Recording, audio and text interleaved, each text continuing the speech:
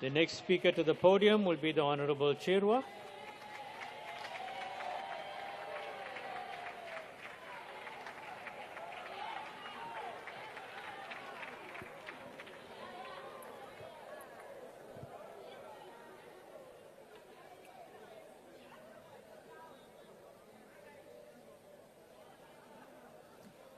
Mabandla kamjuka nakandaba sizwe sikaMthaniya, Commander-in-Chief Julius Sello Malema, all the officials, commissars, selfless activists of the EFF, and all the progressive forces who stood up and spoke out when President Malema was once again under attack by Western imperialists who are provoked by our resolve to attain economic freedom in our lifetime. Revolutionary greetings.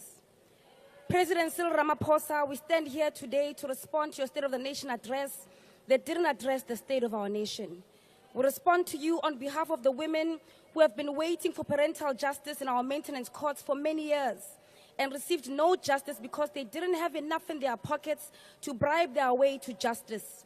We respond to you on behalf of thousands and thousands of young men and women who recently completed their matric but are faced with the tormenting reality that their lives, like those before them, will amount to nothingness because their bachelor's degrees passes did not guarantee them a table in university. We respond on behalf of Kanyisile, who is a victim of bullying at Sutherland High School because she's a black girl in South Africa. She and many young black women are forced to learn that under your leadership, they are second-class citizens. Your presidency does nothing for us, Mr. President. It doesn't protect us, nor does it give us justice. Receive this response on behalf of 17-year-old Amahle, diagnosed at Charlotte Maxeke Johannesburg Academic Hospital in 2017 to being on the spectrum with special needs and has still not received her right to specialized vocational education to date. Her and thousands other children with disabilities and special needs are cursed with having you as the government of the day, as what is standing between them and their right to education is a government that has abandoned the responsibility of defending the most vulnerable in our society. Mam Rebecca Molefe, who has a common reality to that of my great-grandmother, Unomngwalisa Ngokazi. These black women and majority of black people in this country had their land stripped away from them by white supremacists. Mam Molefe's case is even more catastrophic, as her land was stolen 20 years into democracy after you became president.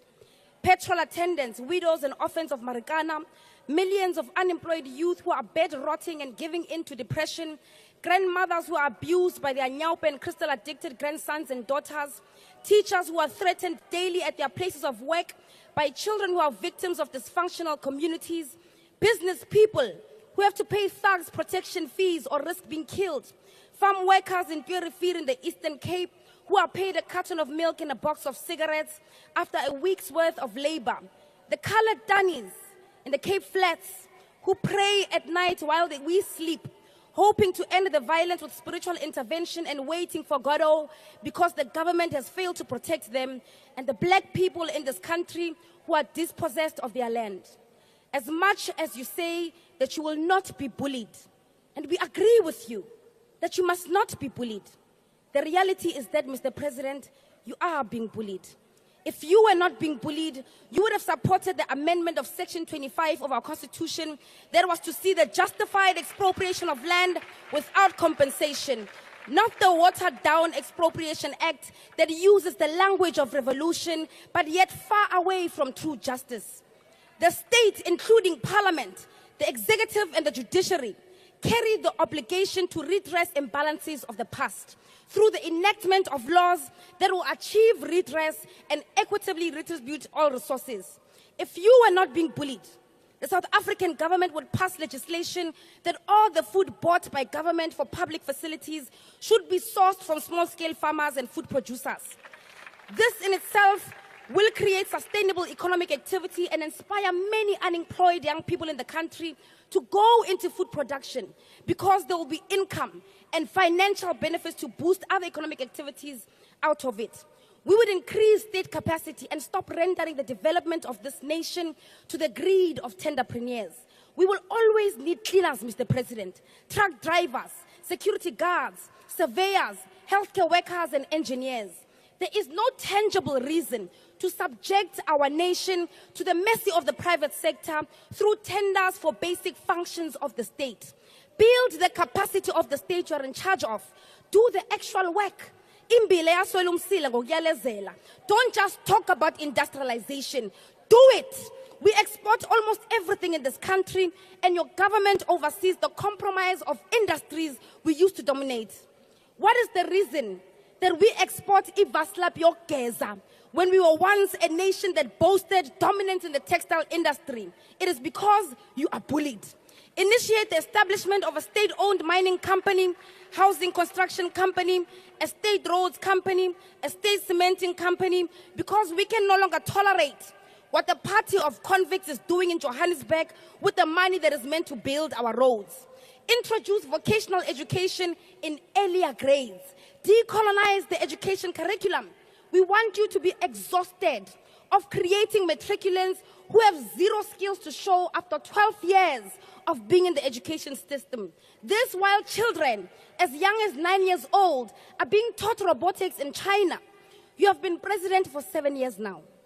May this be the very last State of the Nation address where you hide the shame of your incompetency behind a vision board that never comes to fruition. You chose to lead with Chorwa, people. Could you please take your seats? Honourable Member, on what point of order are you standing? Thank you very much, Honourable Chair. I'm rising on Rule 53 of the Joint Rule of Parliament. The Honourable Member is making personal reflection on the integrity of the President.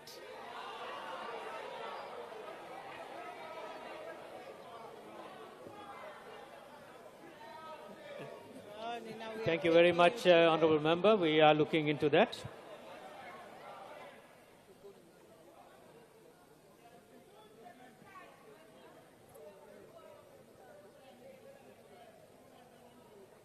Mr. President, you chose to lead with people who want to maintain the status quo because you are bullied. You chose to lead with those who write letters to America and tell on you like you're a little child that requires supervision because you are bullied. You chose the people who don't have a history of ever choosing your own people because you are bullied.